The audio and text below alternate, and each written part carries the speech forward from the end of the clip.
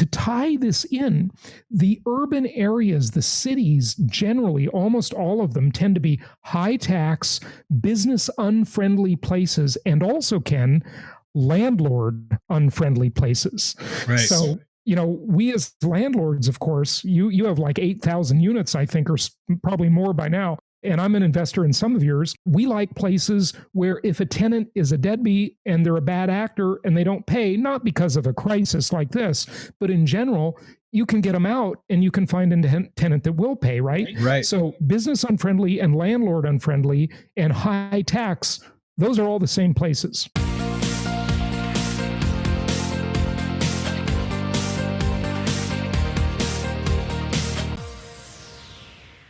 Hey everybody, it's Ken McElroy, and I got my good buddy here, Jason Hartman. Hey Jason, how you doing? Hey, good Ken. It's good to see you again. Let's talk about, what we're kind of seeing now. What's interesting to me is housing prices are defying the odds. And you kind of called this, as you know, I kind of called a real estate crash. Right. And we can have an argument, Ken, because most people say that you're bearish and I'm bullish. So yeah, I know. So we can duke it out. Yeah. So, what I failed to anticipate is the amount of money the Fed was going to throw at this thing, and just allow renters not to pay rent and mortgage, mortgage not to be paid, and this forbearance stuff and all of that. Obviously, I still do, and I still want to get into that. What do you see right now? Do you see this trend slowing down or reversing? What do you see? All of the things that you said, I think were absolutely accurate, because if you were just looking at it without the distortions of the government and the Fed getting into the picture, then, you're absolutely right. The problem is the government and the Fed are a wild card. This could be a dangerous precedent for sure, but I think we can hang our hat on the idea that there will always be government intervention from now on. There will be central planning, and we are in an era of a managed economy. There can be no doubt about it. And ultimately, that will end in catastrophe.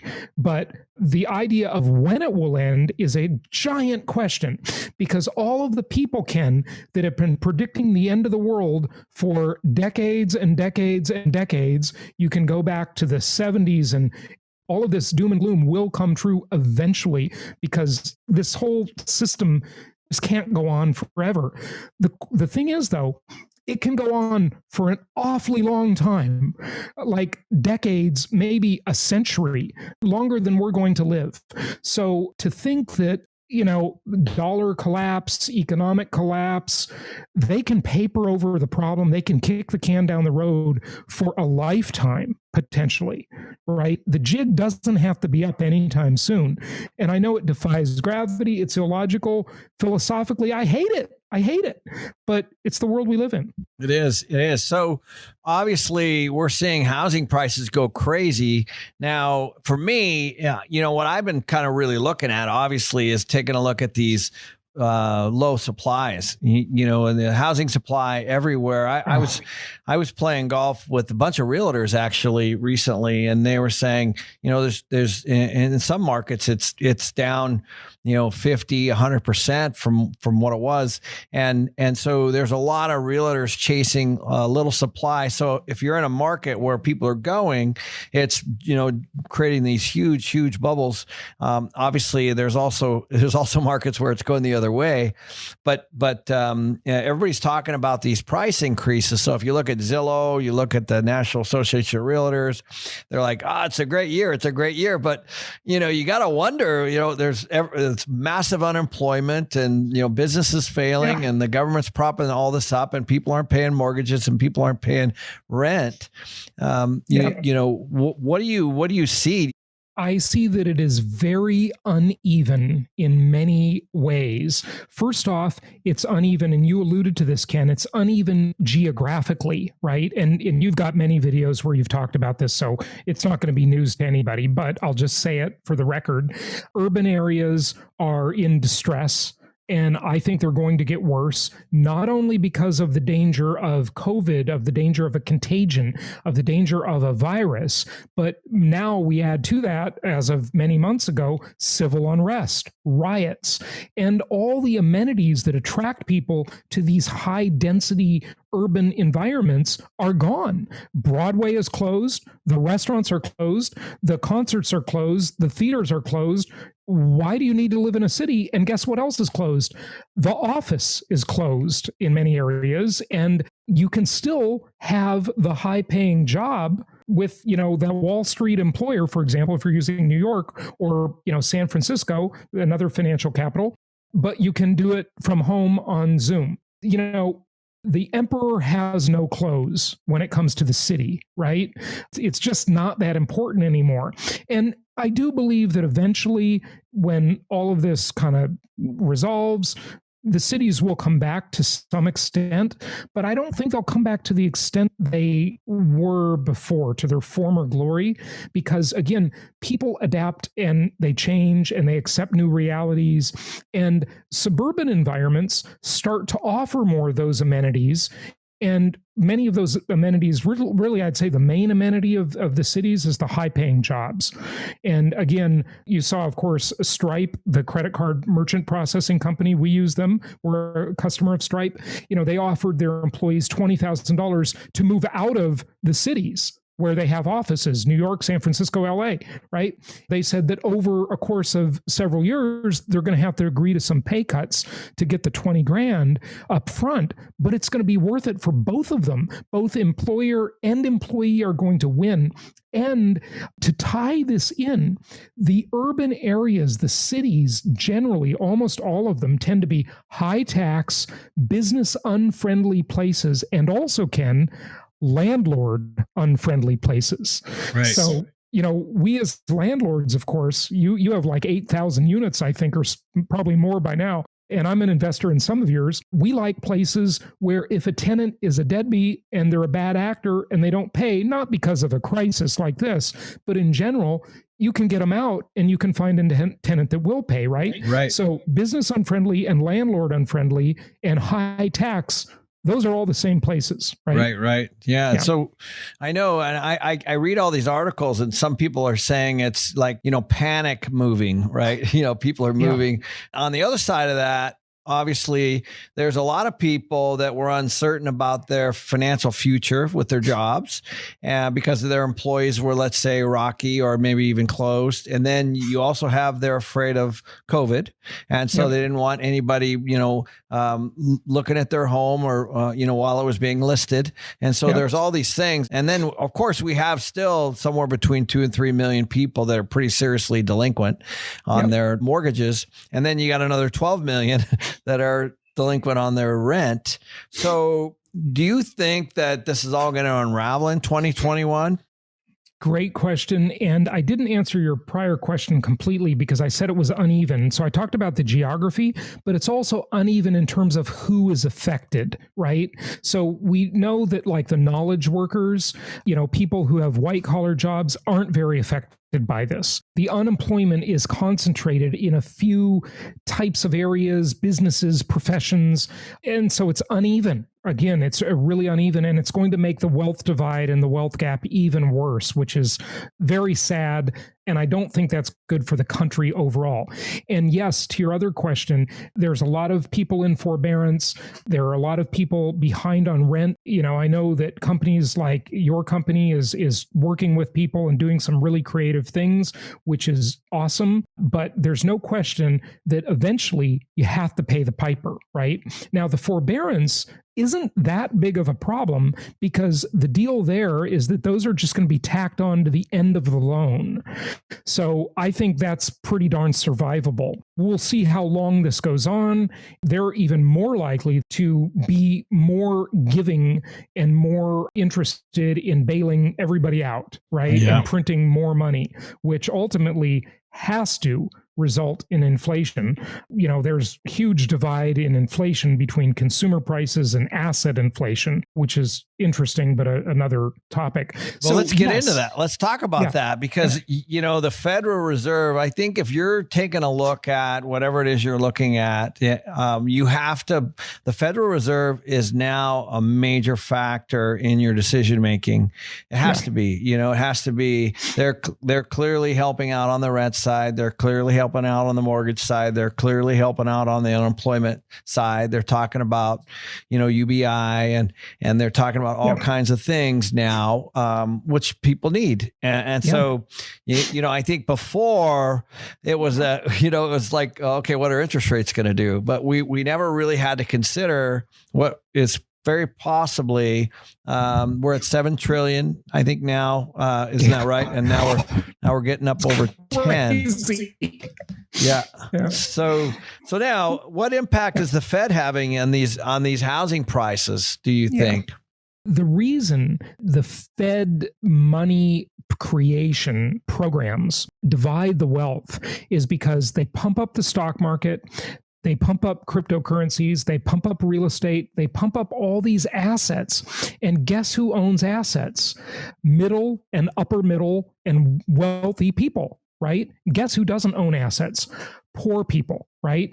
And so it's making the wealth gap even wider and wider, which is bad news for the country and society overall. I personally like a country with a large middle class because the middle class means stability. When there's a divide between the haves and the have-nots, that leads to higher crime rates, instability, civil unrest. It is not good news, okay? And even though you and I are in the upper end of that spectrum, and I feel very grateful for that. And I know you do too. It's just not good for society overall, right? It's not a good thing. So it does create inflation, and these assets are inflating, and it's making the rich just get a lot richer. And so it's just widening that gap. So I was watching some of your stuff, and I know we talked a little bit about this the last time you were on. I was watching some of your stuff, and you had some really interesting slides on inflation. Would you mind pulling those up and kind of going through those for my subscribers? Because I thought that was a really interesting piece. Absolutely. Hopefully you can see my screen now, and you see the default screen, right? Yeah. Yep. So the government has been creating money out of thin air in conjunction with the central bank, the Federal Reserve, and we've been doing that for years. And Ken, a moment ago, you mentioned UBI, Universal Basic Income. And I think this whole crisis has been really a test of how that will work. And we are definitely moving in that direction. And that's just going to mean more debt, more deficits, more money printing, and it's going to create more inflationary pressure in the system. So I've identified about 15, 16 years ago, 6 ways that the government can get out of the mess they're in. One way is to simply default, to say to all the people the government has made promises to, whether it be, Social Security recipients, welfare recipients of any type of welfare or government program, government employees, to just say to them, look, sorry, to nations that we owe money to, sorry, we can't pay you.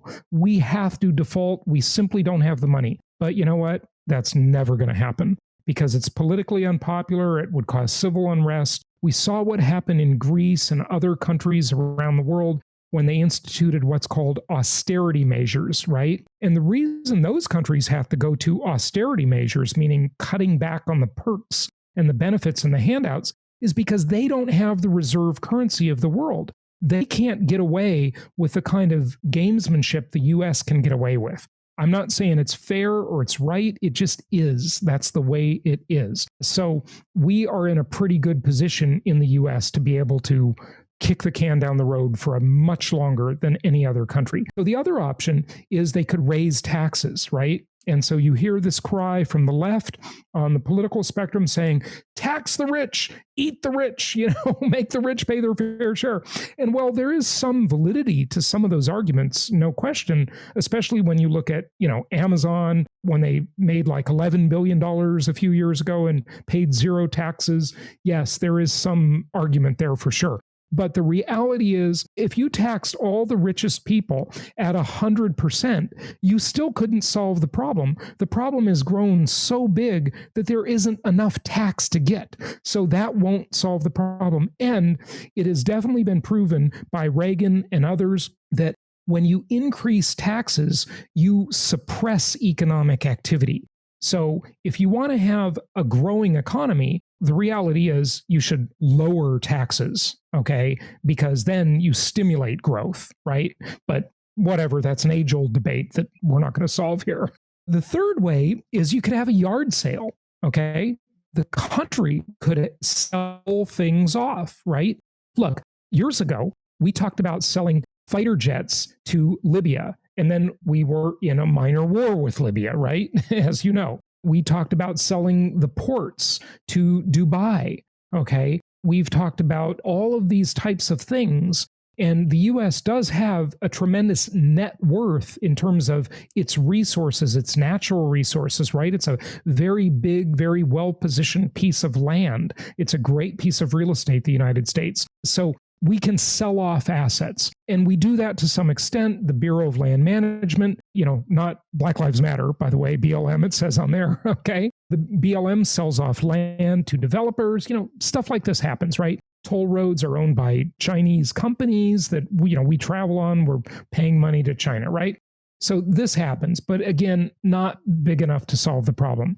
We could steal our way out of it. And if you look at all the historically great military leaders, and I'll take Napoleon as an example. Napoleon, as great as he was basically a crook, a robber with an army, with a military, right? And he stole the assets of other countries, right? Was revered as a great general. And so people accused us of doing that in the Middle East, and it's not exactly true, but whatever. The militaries throughout history are used to gain assets of other countries. Good news here. Technological innovation. If the US is the center of some great innovation in biotech, energy, nanotechnology, whatever, right, we could become very prosperous and solve a lot of these problems. And certainly there's a lot of hope for that. But of course, it's a competitive environment around the world with China and Japan and other countries with their advances. But the most likely thing is to inflate our way out of the problem. And what that means, Ken, is simply this. If you borrow money as an individual or a nation, if you borrow money and then inflation occurs, you get to pay that money back in cheaper dollars or whatever currency unit you're subject to. And since the US controls the printing press and has a whole bunch of debt, we're the largest debtor nation, we owe all this money to all these other countries, and we owe it to our own people through entitlement programs and Social Security and unfunded mandates and so forth, right? The way to solve the problem is to simply run the printing press, create more money, making all the money in existence less valuable, meaning, and that's what inflation is, right? Because inflation occurs when there is a limited supply of goods and services and more dollars chasing that limited supply of real estate, of whatever, right? Whatever widget in the economy. Then the price goes up. It's simple supply and demand. But the debt gets cheaper to repay. I mean, think about this. If you owe $1 million in mortgage debt on 10 properties that you own as little rental properties, single family homes, and there's 10% inflation over the course of a year or 3 years, doesn't matter. Inflation just repaid $100,000 of that debt for free. It's a beautiful thing. And it is the business plan that central banks and governments love. So what I say, as perverted as this whole system is, I don't like it philosophically. I know you don't either.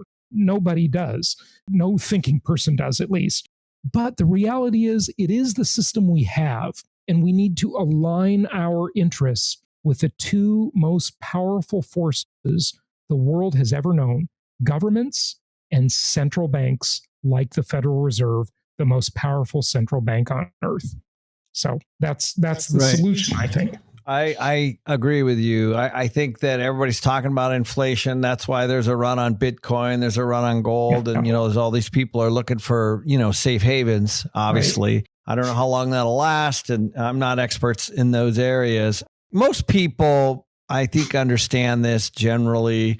What could just the normal folk do? Yeah, I mean, most people aren't going to run out and buy 10 properties tomorrow, and some people don't own any real estate. And I mean, for you and I, we've been in this business, so we're well positioned for this inflation. But what can somebody do right now to hedge inflation and not get caught up? As you know, our friend Kiyosaki says, savers are losers. And this is exactly what that means. What that means is that your savings is going to dwindle based on inflation or the purchasing power. Yeah, definitely. No, Robert Kiyosaki is right. Nobody ever got rich saving money. And literally saving money will cost you money, because if you're earning, say you're earning 1% interest in the bank, which would actually be a miracle, you're not going to earn that much, but let's just use that as an example, okay? And say you're in a 40% combined state and federal tax bracket, now your interest rate is down to 0.6, okay? Now, say that you have very moderate inflation, which is not true, by the way. Inflation is pretty significant right now. The government lies to all of us by miscounting inflation. The most widely used measure is, of course, the CPI, or the Consumer Price Index. They manipulate the Consumer Price Index in three basic ways: weighting, substitution, and hedonic indexing. And, that's a whole long conversation in itself, but just very briefly, and I'm sure you've talked about this before, weighting just means it's a basket of goods, right? And they say, okay, well, this basket of goods went up or down in price every month, so here's the current inflation rate, or the CPI.